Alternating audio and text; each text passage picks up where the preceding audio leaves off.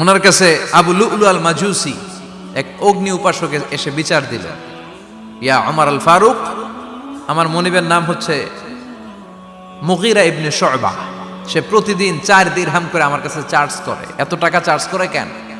উনি জিজ্ঞেস করলেন, তুমি কি কাম পারো? আমি খঞ্জর বানাইতে পারি। খঞ্জর চিনেন? ছোট্ট ছুরি আরবরা পকেটে রাখে। ওমানের সুলতান কাবুসের ছবি দেখবেন, এখানে একটা খঞ্জর আছে। আমি খঞ্জর বানাইতে পারি। খঞ্জর বানাতে পারো?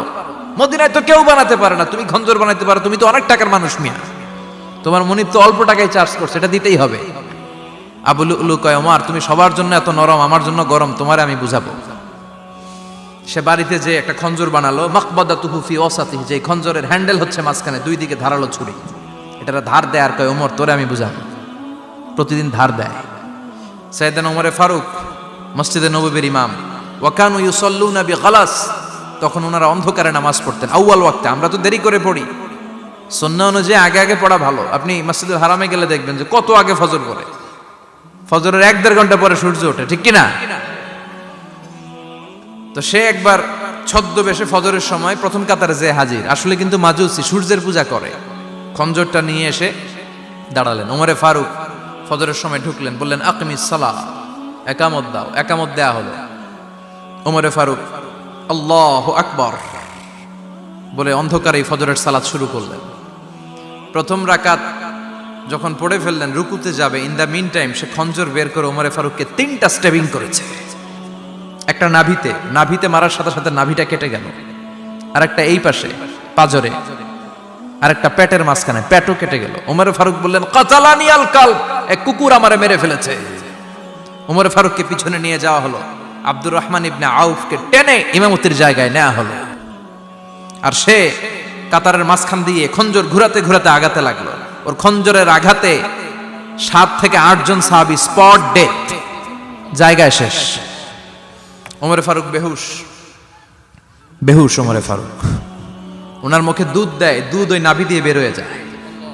নাভিজ দেয়, নাভিজ পেট দিয়ে বের হয়ে যায়। রাষ্ট্রীয় চিকিৎসকরা বুঝতে পারলো উনি আর বাঁচবে না, বেহুশ। সবাই দাঁড়িয়ে আছে। কি হয় আমাদের আমিরুল মুমিনিনের? 10টি বছর তিনি অর্ধ পৃথিবীর শাসন করেছেন। উনার ভয়ে বাঘে মহিষে এক ঘাটে পানি খেত। হুশ ফেরার পরে ওমরে ফারুক বলেন, আমারে মারছে কে? আমার কি অবস্থা, বাঁচবো কিনা? আমার ছেলে আব্দুল্লাহ কোথায়? আব্দুর রহমান কোথায়? আমার বিবিরা কোথায়? কত সম্পদ আমার আছে, কোথায় গেলে ভালো চিকিৎসা পাওয়া যাবে? কিচ্ছু সে বলে না। হুশ ফিরার পরে ওমরে ফারুকের প্রথম প্রশ্নটা ছিল, আসল্লান্নাস, আমার দায়িত্বে, আমার নেতৃত্বে যে ফজরের একটা নামাজ শুরু হয়েছিল, এটা কি ঠিক মতো শেষ হয়েছিল? আসল্লান্নাস, মানুষের নামাজটা পড়ছিল, 1 রাকাতের দায়িত্ব পালন করতে পেরেছে, এরপর হুশ নাই। বাকি 1 রাকাতের কি হয়েছে? মুসল্লিদের কি হয়েছে? সালাতটা ওয়াক্ত মতো হয়েছে কিনা? আসল্লান্নাস, এটা ছিল ওমরে ফারুকের প্রশ্ন। সুবহানাল্লাহ কইবেন না? তাহলে এই সালাতের গুরুত্ব আছে না নাই? সর্বপ্রথম এই সালাতের ব্যাপারে in the day of judgement আমাদেরকে প্রশ্ন করবে কে? সালাতে কায়েম করো, সালাতে কায়েম করো, হবে সম্মানী তুমি, হবে জান্নাতি তুমি, হবে সম্মানী তুমি, হবে জান্নাতি তুমি। দিবে কাল হাসরে শীতল ছায়া আরশে আজিম, রব্বিয়াল আলা, রব্বিয়াল আযীম, রব্বিয়াল আলা, রব্বিয়াল আযীম। সুবহানাল্লাহ পড়েন। এজন্য নামাজ, এই নামাজ যাতে মিস হয়ে না যায়। সব মিস হতে পারে, নামাজ মিস হতে পারে না। আল্লাহ তুমি বুঝার তৌফিক দান করো। নামে 3টা তাকবীর দেই, গলা ফাটিয়ে আমার সাথে সাথে পড়েন, আল্লাহু আকবার, আল্লাহু আকবার, আল্লাহু আকবার। আল্লাহ তুমি কবুল করো। আমি আপনাদের খেদমতে সূরাতু আত-তাহরীম থেকে ছোট্ট একটি আয়াতের অংশ তেলাওয়াত করেছি, যেখানে আল্লাহ তাআলা আমাদেরকে আহ্বান জানিয়েছে, ওহে বিশ্বাসীরা, পাপ হতে পারে, ভুল হতে পারে, অন্যায় হতে পারে, ওই অন্যায়ের উপর অটল থেকো না, আমার কাছে ফিরে আসো। কাম টু ইউর লর্ড, তোমার রবের দরবারে ফিরে আসো, ক্ষমার মতো ক্ষমা চাও, ক্ষমার মতো ক্ষমা চাইলে আমি সব ক্ষমা করে দেব। সুবহানাল্লাহ পড়েন। রব্বুল আলামিন বলেন, ইয়া আইয়ুহাল্লাযীনা আমানু তুবু ইলাল্লাহি তাওবাতান নাসুহা। ও বিশ্বাসীরা, ভুল করেছো, অন্যায় করেছো, পাপ করেছো, জুলুম করেছো, আমার কাছে ফিরে আসো, ক্ষমা চাও। ক্ষমার মতো ক্ষমা চাইলে সব গুনাহ মাফ করে দিতে পারে কে? পাপ নাই, গুনাহ করি নাই, এরকম কেউ আছি? কথা বলেন, কত পাপ করছি কোনো হিসাব আছে? পৃথিবীর কেউ না জানলেও জানে কে? পৃথিবী না জানুক আমি তো জানি, আমি কি পাপ করেছি হায়। আমার পাপের করলে বিচার, বাঁচার আমার নাই উপায়। দয়াময় প্রভু মাফ করো আমায়, মাফ করো আমায়। পড়েন আমিন। আমাদের পাপগুলো ক্ষমা করে কে? চিল্লায় বলেন কে? আল্লাহ ডেকে বলে, গোলাম আমি হলাম গাফিরুয যামব কাবিলুত তাওব। আমার কাজ হলো ক্ষমা করা, আমার কাজ হলো তওবা কবুল করা। শয়তানের কাজ হলো ওয়াসওয়াসা দেওয়া, আমাদেরকে ভুল পথে নিয়ে যাওয়া। আর আমাদের কাজ হলো ভুল করে ফেলা, আল্লাহর কাজ হলো ভুলগুলো মাফ করে দেয়া। আল্লাহ ডেকে বলে, গোলাম তোরা যদি ভুল না করতি, তোরা যদি পাপ না করতি, তোরা যদি অন্যায় না করতি, তোদেরকে ধ্বংস করে দিয়ে এমন একটা জাতি আমি এই দুনিয়ার বুকে তৈরি করতাম যারা সকালবেলা ভুল করে দুপুরে মাফ চাইতো, দুপুরে ভুল করে রাত্রে মাফ চাইতো, আজকে ভুল করে আগামীকাল মাফ চাইতো। আর আমি আল্লাহ গুনাহগুলো তাদের সব ক্ষমা করে দিতাম। ক্ষমা করে দিতে আল্লাহর বড্ড ভালো লাগে। বান্দা আল্লাহর কাছে বারবার চাক, চোখের পানি ছাড়ুক, এটা আল্লাহ পছন্দ করে। চোখের পানির যে কত পাওয়ার আপনি কল্পনাই করতে পারবেন না। অনুশোচনার চোখের পানি চোখ বেয়ে নাকের ডগা পেয়ে জমিনে পড়ার আগেই আল্লাহ এই বান্দারে মাফ করে দেয়। বিশ্বনবী ডেকে বলে, ও আমার উম্মতেরা শোনো, আল্লাহর কাছে দুনিয়ার মানুষদের দুই ফোঁটা পানি সবচেয়ে প্রিয়। এক হলো জিহাদের ময়দানে রক্তের ফোঁটা, দুই হলো অনুতপ্ত বান্দার চোখের পানির ফোঁটা। কত ভুল আপনি করেছেন, কত অন্যায় আপনি করেছেন, কত পাপ আপনার হয়েছে, কত মিথ্যা আপনি বলেছেন, কয় ওয়াক্ত নামাজ ছেড়েছেন, কয় লাখ টাকা ঘুষ খেয়েছেন, কত যৌতুক আপনি খেয়েছেন, কত মিথ্যা আপনি বলেছেন। আপনার পাপ যত বড় হোক, যত বিশাল হোক, যত বেশি হোক, আল্লাহর দয়ার পরিসীমা তার চাইতেও বড়। আপনার পাপ, আপনার অন্যায়, আপনার জুলুমগুলো যদি হয় খালের পানির সমান, বিলের পানির সমান, আল্লাহর দয়া সাগরের পানির সমান।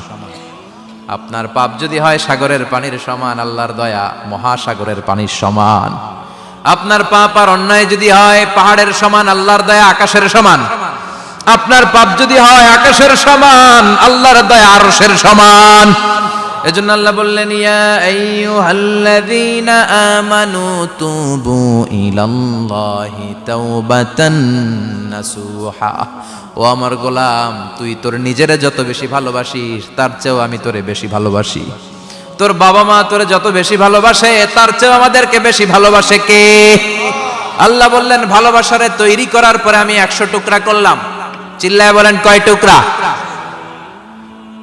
99 টুকরা ভালোবাসা আমি আল্লাহ নিজের মধ্যে রেখে দিলাম। 1 টুকরা ভালোবাসা গোটা বিশ্বের সবার মধ্যে আমি ভাগ করে দিলাম। 1 টুকরা ভালোবাসা পেয়ে আমাদের অবস্থা দেখছেন? আল্লাহ যদি 1 টুকরা না দিয়ে আমাকে 30 টুকরা দিত, কথা কন, 1 টুকরা না দিয়ে 80 টুকরা দিলে কি হইতো? কথা কয় না। 14 ফেব্রুয়ারি কবে? আজকে কত ফেব্রুয়ারি? আর কয়দিন? কথা কন। বিশ্ব ভালোবাসা, বিশ্ব নির্ভর দিবস। এই দিবসের সাথে মুসলমানদের কোনো সম্পর্ক? বাবা যারা এসেছেন সাবধান, ওই দিন মেয়েদেরকে ঘর থেকে বের হতে দেওয়া যাবে না। ভাই যারা এসেছে বোনদেরকে সামনে রাখো, ওই দিন ঘর থেকে বের হতে দেওয়া যাবে না। যেই মাদের বোনদের কানে আমার মাইকের আওয়াজ যায়, খবরদার, ওই দিনটা যেন কোরআন তেলাওয়াত আর আল্লাহর জিকির করতে করতে কাটে, তা না হলে সব শেষ। ওই দিন যারাই উল্টা পাল্টা করবে, ওই মেয়েগুলো ওদের বদ হজম হবে, হজম করতে পারবে না, কয়দিন পরে বমি বমি ভাব হবে। কথা কন, কথা কন। এজন্য খবরদার, কোন মুসলমান ঘরের মেয়ে, কোন মুসলমান ঘরের ছেলে 14ই ফেব্রুয়ারি এই ওয়ার্ল্ড ভ্যালেন্টাইন দিবস পালন করতে পারে? এগুলোর সাথে আমাদের সম্পর্ক নাই। যাদের মধ্যে কোনো ভালোবাসা নাই, মিল মোহাব্বত নাই, তারা বছরে একটা দিন দেখানোর জন্য পালন করে। আমাদের সারা বছরই তো ভালোবাসা। কথা কন, রাসূল আমার ভালোবাসা, রাসূল আমার আলো আশা, রাসূল আমার প্রেম বিরহের মূল আলোচনা, রাসূল আমার কাজে কর্মের অনুপ্রেরণা। ঠিক কিনা? আমার নবীর জন্য আমার ভালোবাসা আছে না নাই? আমার রবের জন্য আমার ভালোবাসা আছে না নাই? আমার মা বাবার জন্য ভালোবাসা আছে না নাই? সবার জন্য সবার ভালোবাসা আছে না নাই? আমগো দিবস লাগবো কেন? আজকেও তো আমগো ভালোবাসা দিবস। কথা কন, যদি এখন দিবস না রজনী, আজকে তো আমাদের চান্দোলাতে ভালোবাসা রজনী। কথা কন, প্রতি মুহূর্তে আমাদের ভালোবাসা। এজন্য আমাদের ডেট পালন করা লাগে না, আমরা সব সময় সবারই ভালোবাসি। চিল্লায় বলেন ঠিক কিনা? এজন্য আল্লাহ ডেকে বললেন, গোলাম আমি যে তোদের কত ভালোবাসি তোর ধারণা নাই। চোখের পানি ছাড়, গুনার কথা স্মরণ কর, তওবা কর। তওবার মতো তওবা করলে সব গুনাহ মাফ করে দিতে পারে কে? বিশ্বনবী বলে আমার কোনো গুনাহ নাই, তারপরেও প্রতিদিন 70 বারেরও বেশি আমি তওবা করি। আল্লাহে ইন্নী আস্তাগফিরুল্লাহ ওয়া আতুবু ইলাইহি আকসার মিন 70 মাররা। Could you imagine that? কল্পনা করছেন কোনদিন যে নবীর গুনাহ নাই, ওই নবী তওবা পড়ে প্রতিদিন 70 বার, আকসার 70 বারেরও বেশি। আমার পড়া দরকার কয়বার? আপনার পড়া দরকার কয়বার? বিশ্বনবী 70 বারের বেশি বললে আমাদের পড়া দরকার কয়বার? আর আমরা প্রতিদিন পড়ি কয়বার? কথা কন। আমাদের ভুল হবে, ভুল হতে সমস্যা নাই, ভুল হয় মানুষের স্বভাব, কিন্তু ভুল হওয়ার পরে ভুলের উপর অটল থাকা যাবে না। শয়তান আর মানুষের মধ্যে এই মৌলিক পার্থক্য। শয়তান ভুল করে ভুলের উপরই আছে, ঠিক কিনা? ক্ষমা চায় নাই, কিন্তু আমরা সকালে ভুল করলে দুপুরে মাপ চাই কার কাছে?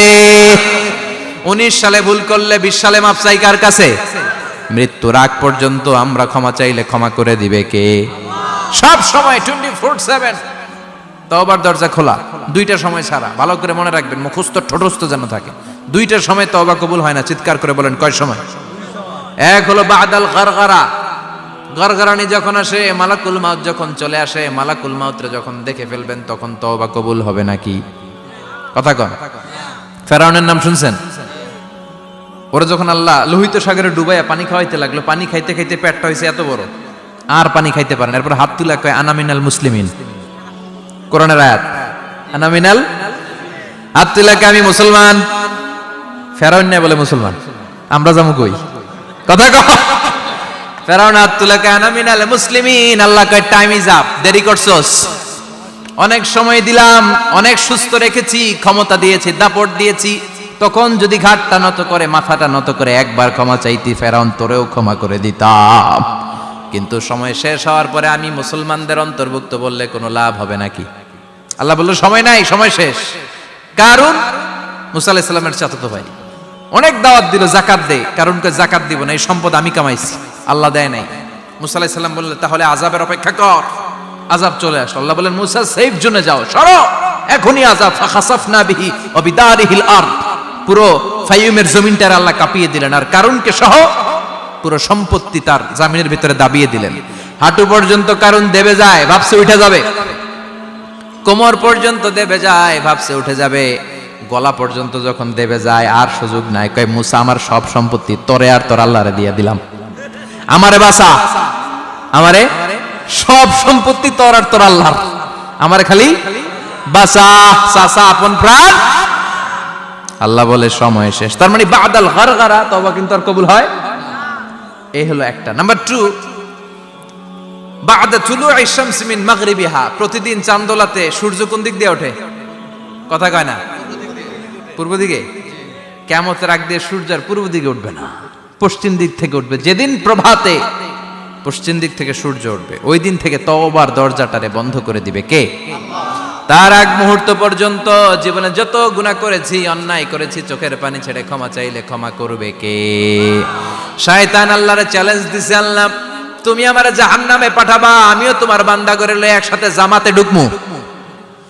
একা ঢুকবো না, একা যাব না, তোমার বান্দাদেরকে সবগুলারে জাহান্নামী বানায়া তারপরে ঢুকমু। তোমারে চ্যালেঞ্জ দিলাম, একটারও জান্নাতে ঢুকাইতে পারবা? আল্লাহকে তুই আমারে চ্যালেঞ্জ দিলি, আমি তো সব রাজার বড় রাজা, মহারাজা, আমারে চ্যালেঞ্জ দেশ, এত সাহস পাইলি কই? তুই আজীবন ওয়াসওয়াসা দিয়ে পাপ কাজ করাবি, একদিন তাফসীর মাহফিলে এসে আমার বান্দা ক্ষমা চাবে, আমি মাফ করে দেবো, তুই কি করবি? আজীবন অন্যায় করবে, আজীবন পাপ করবে, জুলুম করবে, একদিন চোখের পানি ছেড়ে আমার কাছে কান্নার মতো কান্না করলে আমি সব গুনাহ মাফ করে দেব। এজন্য আল্লাহ বললেন, ইয়া আইয়ুহাল্লাযীনা আমানু তুবু ইলাল্লাহি তাওবাতান নাসুহা। ভুল করেছো, তওবা করো, মাফ করবে কে? সাইয়েদনা আদম আলাইহিস সালাম ভুল করলেন, দুনিয়ায় এসে শত শত বছর কাঁদলেন, কিন্তু ক্ষমা হয় না। আল্লাহরে বললেন, আল্লাহ কি করলে ক্ষমা পাবো বলো? ফাতালাক্কা আদামু মির রাব্বিহি কালিমাতিন ফাতাবা আলাইহি। আল্লাহ বললেন, ও আদম, তোমারে কিছু কালেমা শিখায় দেই, এই কালেমাগুলো দিয়ে আমার কাছে দোয়া করো, ক্ষমা করে দেব। আল্লাহ শিখায় দিলেন, ও আদম, দুই হাত তুলে চোখের পানি ছেড়ে আমার কাছে পড়ো, রব্বানা, পড়েন, রব্বানা যালামনা আনফুসানা ওয়া ইল্লাম তাগফির লানা ওয়া তারহামনা লানাকুনান্না মিনাল খাসিরিন। এটা শিখাই দিয়েছিল আল্লাহ।